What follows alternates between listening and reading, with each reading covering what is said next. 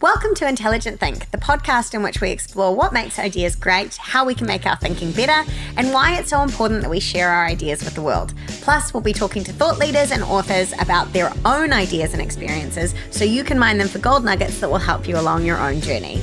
I'm Verity Craft. And I'm Christina Wedgwood. And this is Intelligent Think.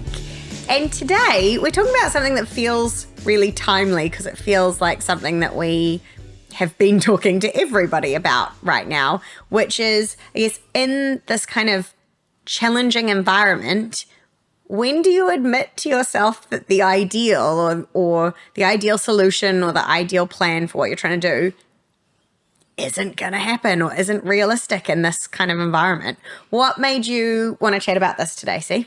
I think because we've been grappling with this ourselves, definitely we are idealists. And so, we've put a lot of time and energy and work into the vision, and I guess the vision is the ideal for what we see down the track. And, in an ideal world, this is what we would offer and this is all we would be working on, and we'd be working with just these kinds of people and they would pay us in this way.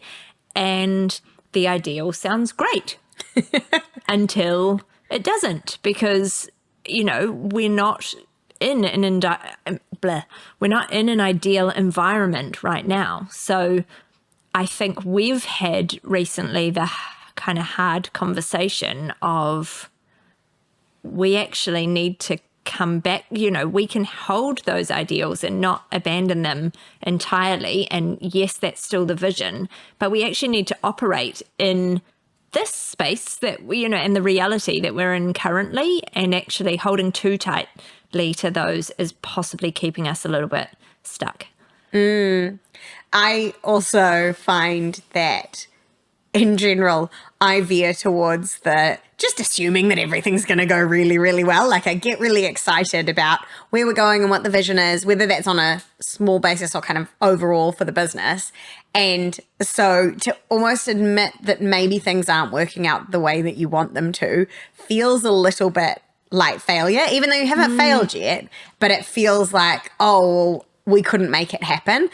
But I think that what we're noticing is that across the board, everybody is finding the environment challenging, right? We are having conversations with almost every business owner that we talk to, almost every thought leader that is saying, it is tough out there. I am not getting the same work that I was. I'm finding it harder to sell. I'm finding it harder to market. I'm finding it harder to get my message across. And I met with some of the same objections, which is, yes, absolutely, I can see the value in what you do and I want that and I need that, but I cannot, find the budget for that. I can't afford that necessarily. So, yeah, I think people have to reality check a little bit, which is rough.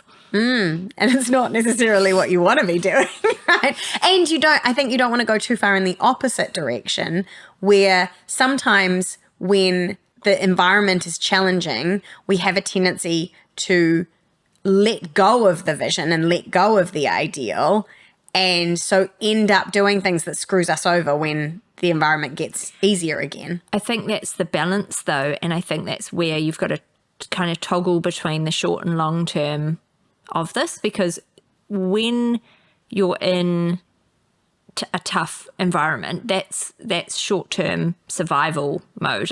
In survival mode, you're thinking about just the immediate threat and how you're going to mitigate that and survive. Whereas the ideal vision, that's long-term thinking. So how do you both navigate what you need in the short term while not foregoing the long-term ideal vision of what you were building or working towards? Do you feel like people tend to fall into one or the other trap? Because that's what I notice is I think that most people that I talk to either think quite short term, so they are thinking all the time about, how do I make my next sale? How do I keep food on the table? For some of them, that's the concern. What is the thing that I need to do tomorrow? And they forget to keep that long-term vision in mind. But then other people, and I would say I probably veer more towards this because I get so excited about the long-term stuff, tend to just go, well, that's what I'm aiming towards, and I'm just going to keep going towards that, even if it's not necessarily realistic in the moment. Do you find that people tend to be one or the other? Probably. There are well-worn, neural pathways or whatever, more of a tendency to one. And I think it's possibly a little bit more the role that you're in, because a leader who is responsible for the strategic vision of a business, they are thinking up and looking out, a bit further towards a more distant horizon more often. Whereas I think, to your example, a salesperson is hitting this week's targets, and then they've got to do next week's targets. And so there's more immediacy, I think, to maybe where their horizon line is. It's not as far from their nose, perhaps. But I think, and then, you've obviously got the camp of solopreneurs or people who have built a thought leadership practice, and maybe it's them and only a few others who have to wear all the hats. And then I think that's maybe more strongly where you see the tendency towards one type of thinking or the other. I think too, what I recognised in our tendency is we're optimists ultimately. Well, we are, and we want the ideal. Like we like thinking about that stuff.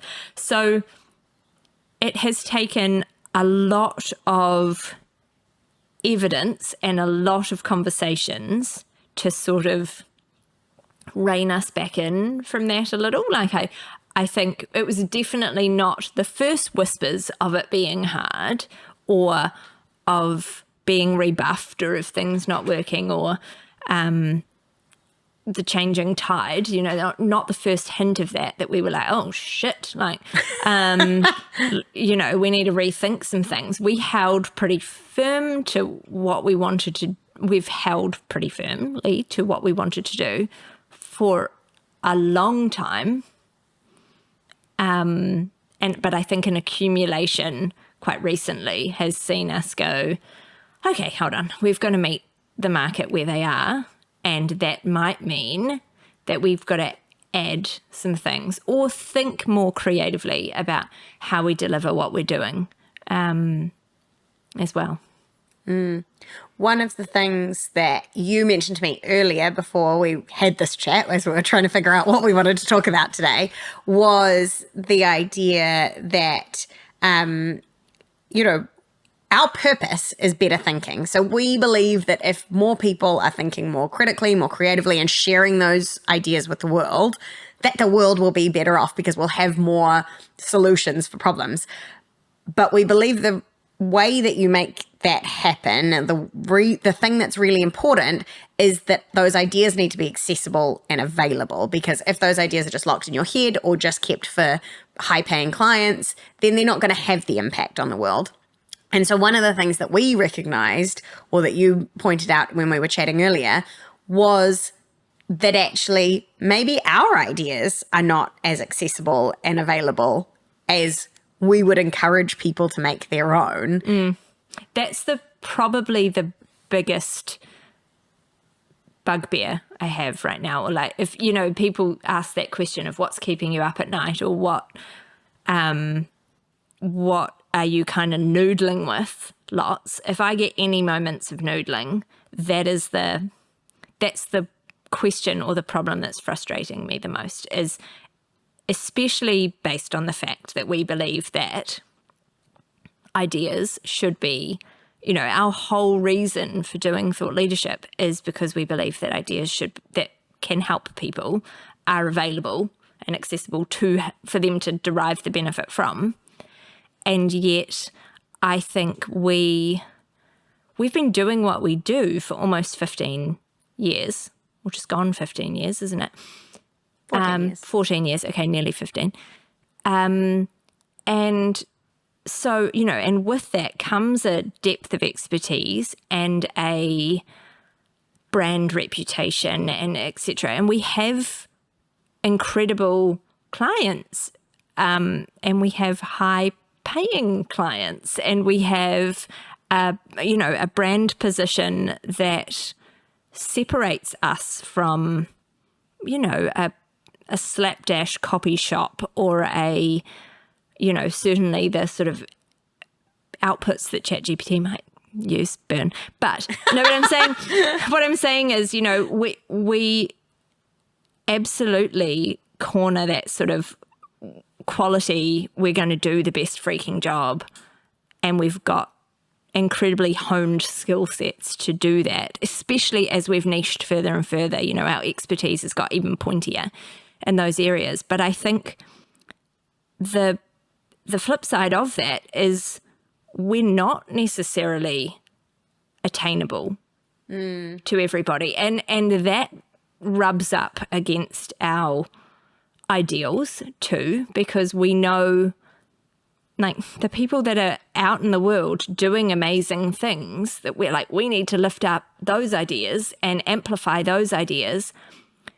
They're not always the ones with the big wallets. And in fact, sometimes the ones with the big wallets, we're like, well, do we need to amplify that? I don't know. So that trade-off is a real rub right now for me as well, is that actually there are so many people that I want to work with.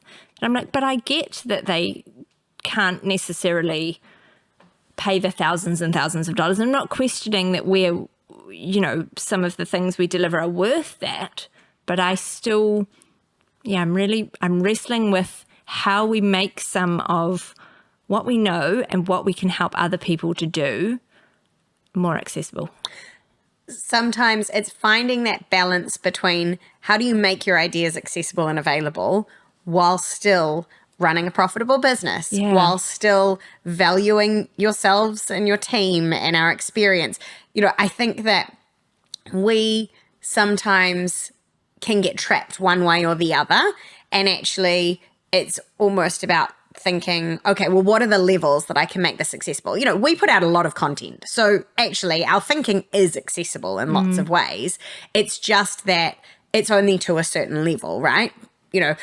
I created a model at some point a few years back that I never came up with a clever name for, but I kind of call it the knowledge application scale, which is that idea that the more that you apply your knowledge, the higher that should cost to the person, or the higher investment they will need to make to get that. So your social media content is free, and therefore, it should only be applicable insofar as somebody has gone, who's my target market, and put their ideas out there in a way that might be appropriate and helpful for them.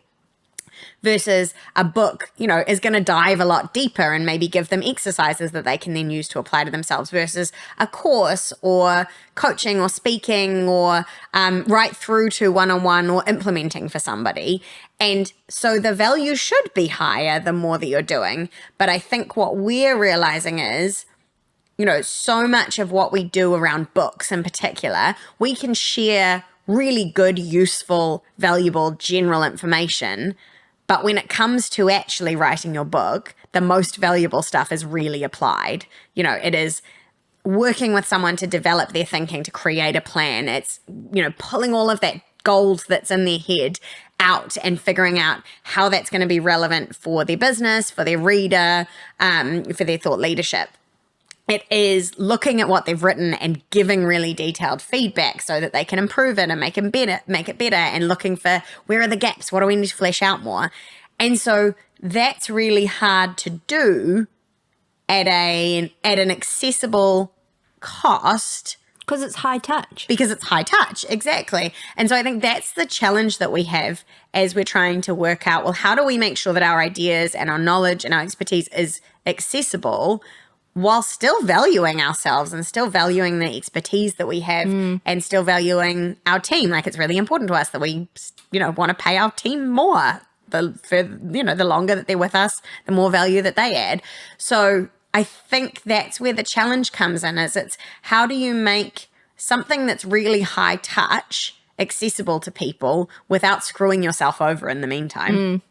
You've got to have the commercial engine that works. Otherwise you can't stay here giving any value whatsoever if you can't actually survive as a business. So you do have to cope with the commercial reality. We used to sort of, way back in the day, we used to offset that a little by when we were more in the comms PR space, it was offset by we had a different charging model for commercial businesses and not-for-profits. So it was almost as though the balance of those kept our lights on and our wages paid. But in some ways, those commercial businesses that we worked with were slightly subsidizing the not-for-profits who paid less. I don't know if that's helpful here or not, but I'm thinking about that was one way that we sort of made that balance work, and we could still be bleeding hearts and but survive. Well, I think speaking of surviving, I wanted to talk about a little bit about when it comes to books. Books are a long-term project, so that's probably one of the reasons why in a challenging environment it is a little bit harder to sell a book to somebody, because if somebody's worried about, I can't pay my mortgage this month, they're not necessarily going to want to invest the time and energy and money into writing a really great book, even if they know that that book is going to give them 100%, back on whatever they put into it, and that it's going to bring in huge opportunities, that it's going to, make them incredibly proud and leave a legacy that they want, even if it's going to help them grow their business hugely, because they're worried about the short term. And so it's too high up the hierarchy of needs, right? Yes, it's too high to the pointy self-actualization end, when actually the survival needs need to be met first before you can ascend up there. Yeah. So what are you seeing then in conversation, or, are we seeing any possible solutions to that where people can survive in the current environment and get some of those short-term wins while also setting themselves up for future success, while also working on their books and, actually building towards something that's bigger? Like, have you seen anybody doing that well? I think it's not exactly. I wish I had the cut and dry solution, because I feel like that would solve many problems. So many things. But I think instead what I've seen is the ones that are going to weather this, and we saw the same thing in the GFC, right? We started Intelligent Ink in the GFC. So, certainly that sort of mindset and environment we've had in business before. But what we saw then were the people that would survive, and I truly think it's the people that will do the best now and coming out of now, because we will come out of now, it is all cyclical, are the ones that can hold in balance the short and the long term. So they are realistic about what they need to do here and now today and this month and this quarter, but they're also thinking, what is my future self going to thank me for? And so they are think of it as an investment strategy, or like a sales idea. They're putting little deposits into both the today bucket and the next year bucket. And a book absolutely is that long-term bucket. You're not going to see, caveat to that, you're going to see some indirect and intangible return on your book short term, straight away, and that's going to come through confidence, better articulation of your ideas, clarity, etc. It's going to sharpen your delivery and sales conversations and things like that. But actually the direct returns from your book you are not going to see until later on, far down the track, like when it's being launched, and then as you continue to leverage it after that. And that could be a year away. So I think a valuable question is, what will my future self, or my future, what do I need to best do to support my future business or give me a better tomorrow than I have today? Pay some effort forward to that. And I think you can only do that if you are clear what your priorities in the short term are, and you can sort of shore that up a little bit too. Unfortunately, the overthinking and the ruminating and the wallowing that is tempting right now that's taking the time and energy that you could be using to, benefit yourself later as well. I remember when COVID hit, we did a presentation for, I think it was EO, the Entrepreneurs Organization. I'm fairly certain it was, around kind of thought leadership and what they could be doing, during lockdown, essentially, to get their ideas out, to build their reputations. And there was a stat that I pulled in from that was basically around when recessions hit, the companies that invest in marketing and in future-focused activities are the ones that come out significantly stronger. Yeah. Like I can't remember what the number is, but it's a crazy amount more, because the ones who are just focused on the short term during hard times tend to collapse at the end of it because they've used up all of their resources. And I think the analogy that you made to investing is really good, because when I think about my approach to money, for example, I always have an emergency fund. There is always an emergency fund. And then I am always putting aside money for, what do I know is coming up in the next 3 to 6 months, or sometimes up to a year. But I'm also investing, and that money I'm not touching for 10 years, because I know that that's going to be, well, actually probably more than that, let's be honest, because I know that that's going to be my future, and that's what my future self is going to help me for. And I think that it's exactly the same with thought leadership. Yes, you need to do the things that you need to do to keep money on the table, but if you do not invest in getting your ideas out there, whether that's in a book or in other ways, if you do not invest in getting your ideas out there when things are tough, you will keep feeling the pain long after the environment changes. And you'll run out of the energy. Yeah, you'll be a lot more exhausted, and it will be a lot harder to pick it back up, because you're basically going to be starting from scratch. You need some of the compounding to, benefit to come into play then. Yeah, 100%. Which I think some people did see following COVID. Lots of people took the opportunity to, they've suddenly had more time, and they invested some of that time into, like you said, future-focused activities. Those things have carried them long after the crisis. Are we in a crisis now? I don't know, but it feels pretty like, you don't have to look far to see the problems or hear about the challenges that people are facing currently, and they all follow some fairly similar streams. Yeah, and they're different across the globe, I think. We in New Zealand, and I think Australia a little bit, but in New Zealand in particular, are facing a really tough economic environment, whereas you look at, our clients in the US, what they're facing is a really tough social environment. So although there are economic challenges, there's definitely cost of living crisis and things, their economy as a whole and businesses as a whole are still have picked back up after a bit of a dip. I took advantage of that in the share market, I must say, and feeling pretty good about it as a result. But, they're dealing with different challenges, but the result is the same, which is that it feels as though everything is harder.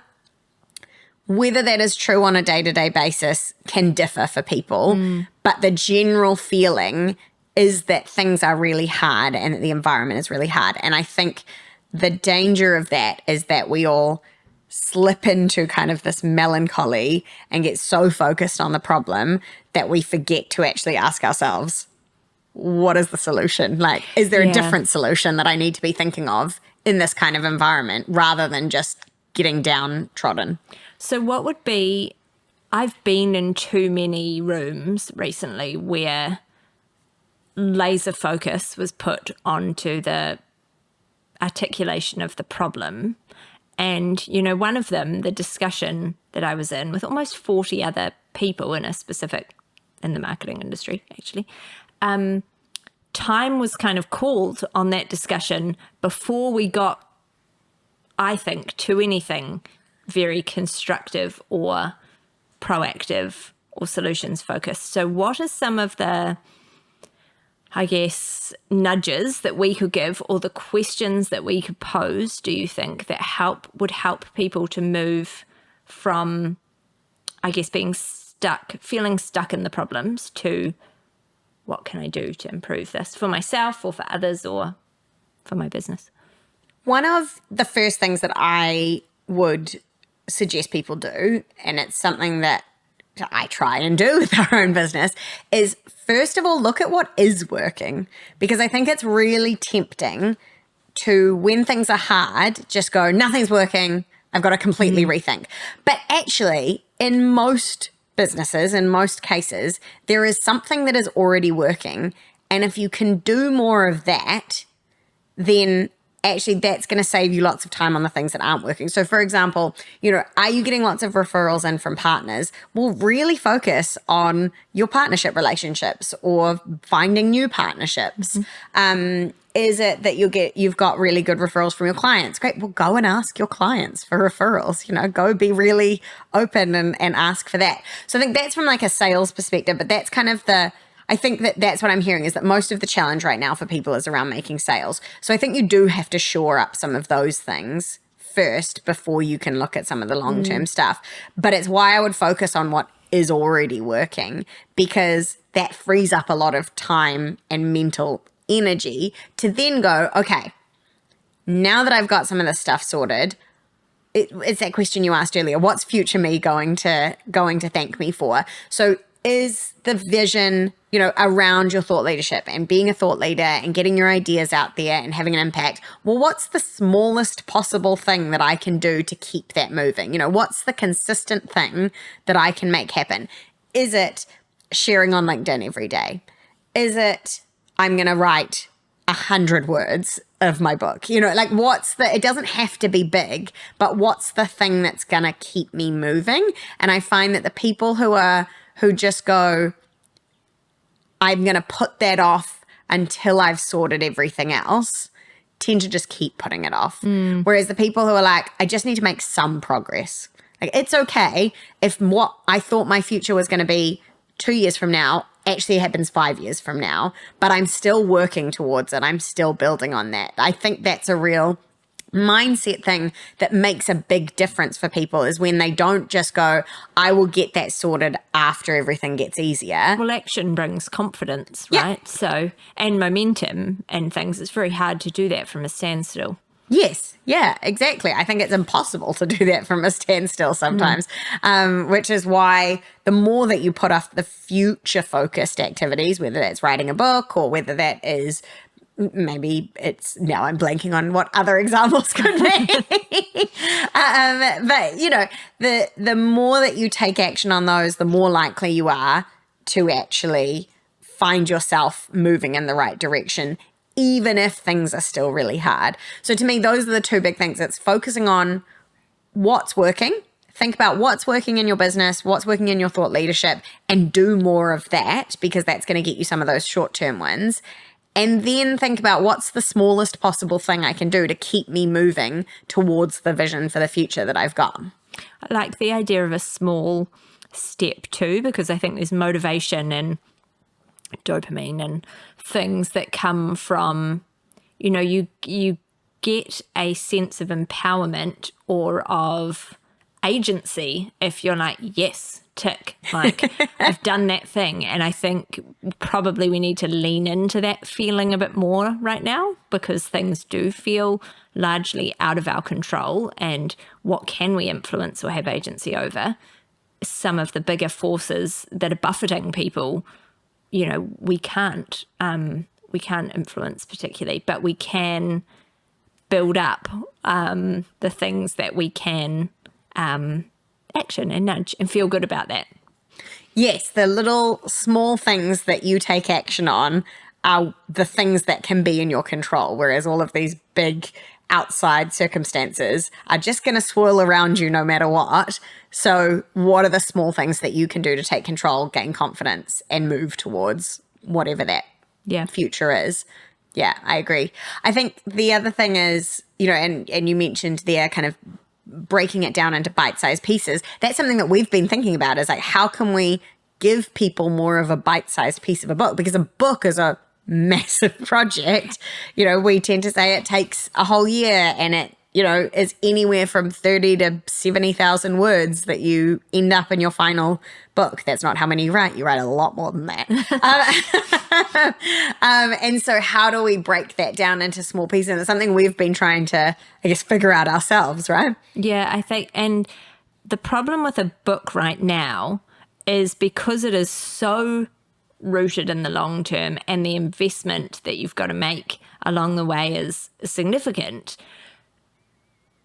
There's a lot of, it's one of those ideal time things. Everyone thinks there's going to be an ideal time and that they need to have certain ducks in a row or, flying in formation before they can do that. And right now there's sort of too many reasons, and they're real and they totally do truly exist, reasons not to, around, you've got to invest some time for the help that you need, but it's not only the time, it's not only the money that you're going to invest in the people that you need, it's the time that you're going to put in as well, and it's the energy and focus and mental capacity that you're going to take away from your own revenue generating things. So it sort of can feel like shaky ground for people. But equally, we've seen that often when they get started and they've got a little bit of beginning momentum towards something, that sort of fire lights inside them, and they can stay connected to the vision of what they're doing it for and the change that they're trying to make or the impact that they want to have. So how can we give like a bit of a taste of that to propel people to something positive? Yeah, I think that's what we're trying to figure out. So, if anyone listening has any ideas, let us know.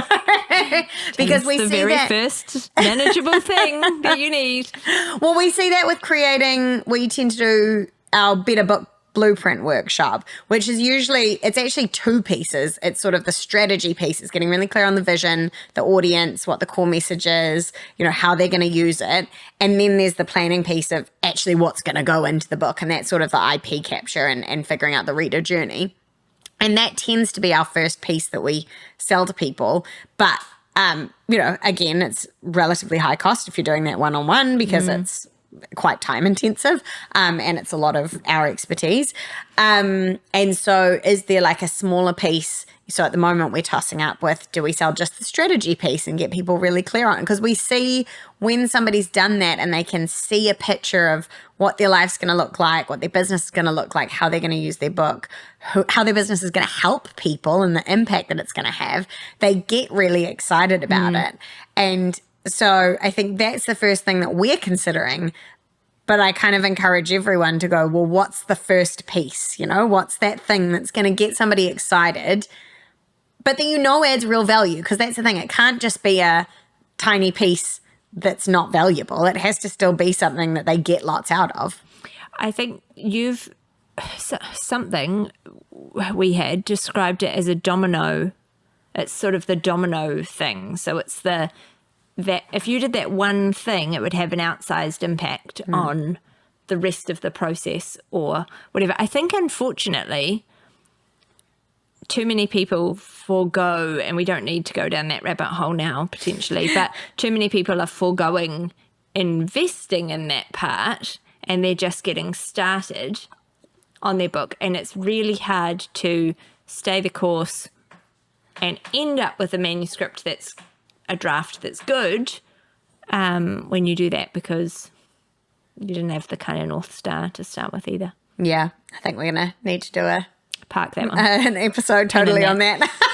I feel like we could talk for hours about all the things the big mistakes that people make with their books. Yeah. So maybe we'll get Dave on that one to coming soon. Chat with you about that, because Dave is the sees all the mistakes he does. as he's editing.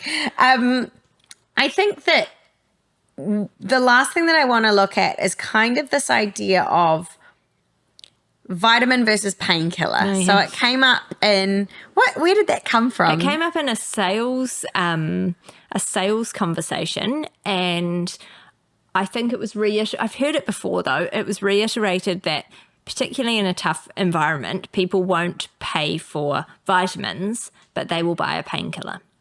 So from a sales point of view, you've got to look at hard truth. Are you removing somebody's pain or selling them something that's kind of a luxury or a nice to have or an enhancement, I guess. They'll remove a headache so they can get on with things, but will they worry whether their magnesium levels are, perfectly in balance? Maybe not.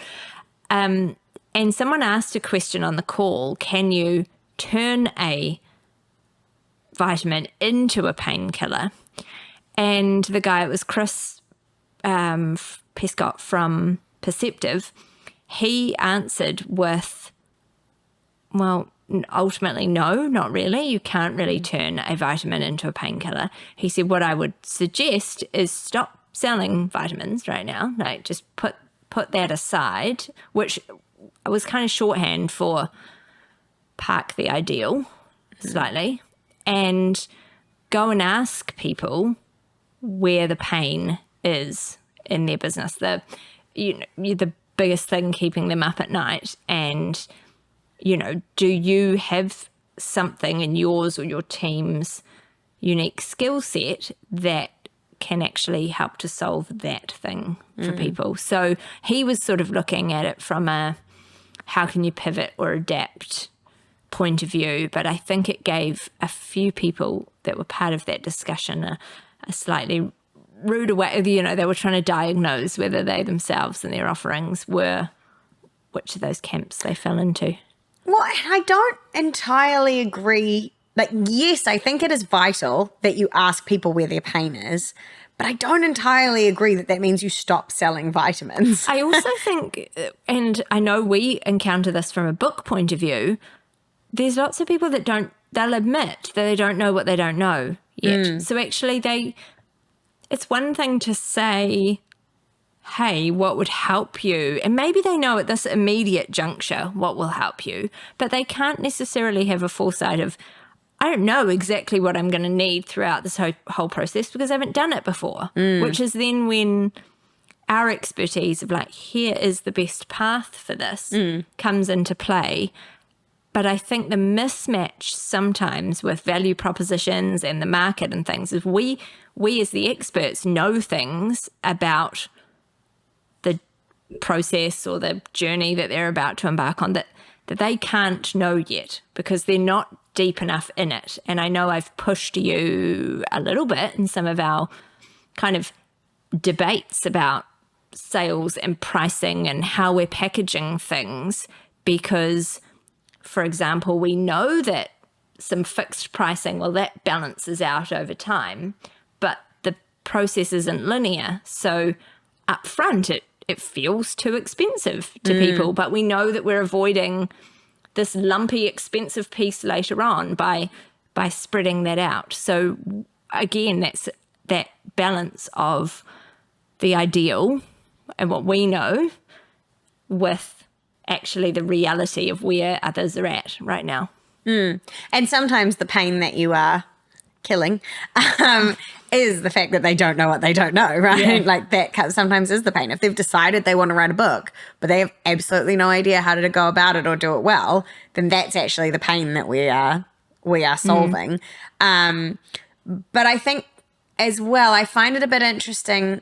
I don't entirely agree that if you are selling vitamins, you should change and find out what your audience's pain is, and that's what you should sell. Because short term, again, and this comes back to what we've been talking about, short term, that makes sense. Short term, that's going to help you make a sale. And yes, you should always, always, always know what your audience's pain is and be able to speak to that. But there's a reason that vitamins are still selling. Yeah. Yeah, totally. People do still have aspirations. They do still have goals. They're still trying to reach those things. And so if you can hit the right person and solve the pain that they do have, which might be, just a tiny part of it, like I don't know what I don't know, then you get on board for this really aspirational, really exciting journey. And also, you're not going to be screwing over your brand or your thought leadership positioning. Totally different business to what you started out in. Yeah, like if we went, I'm going to talk to people about what is most hurting them in their business right now, it's probably going to be sales. we're not going to turn around and turn into a sales business. Like, that wouldn't make any sense because it's not our expertise. It's not what we've done. It's not where we can help people. Instead, I think it's less about turning around and not selling vitamins and more about going, what is the pain that vitamin helps? Like, if that makes sense. So, you know. Talk more about that. Well, if somebody is trying to reach something aspirational, they're trying to, in the case of vitamins, they're trying to achieve perfect health. They're trying to be in good health.